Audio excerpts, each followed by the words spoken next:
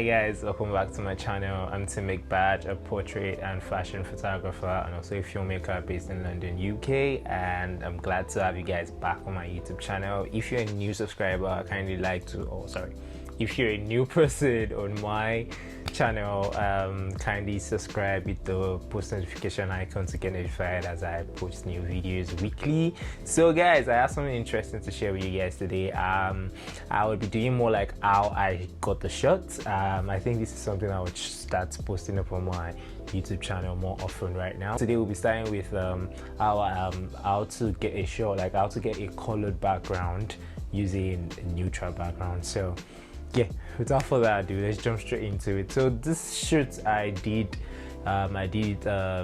some weeks ago, in which I do not have like colored backdrops because my work process or most of the kind of images I create are often shot with like neutral backgrounds, like, you know, the likes of gray, black, white, and, you know, a little bit of like just neutral colors like beige and all of that. I decided to try something new by, like, you know, working with colors, and but I don't have colored background, so I had to like sit down and be like, okay, do I really want to invest in buying colored backgrounds, or I can actually improvise? So this is what I did to improvise and actually getting colored background by using my gray background. So to start with, I shot this using color gels. That's the secret to it, and I think after saying this right now, you guys can leave and end the video right here. So anyways guys, you can see in this photo right here, I used a blue gel in the two lights camera, like at the background. So I placed two different lights, camera right, camera left, on a Godox 400 lights. I can't remember, but I'm going to put the description right here.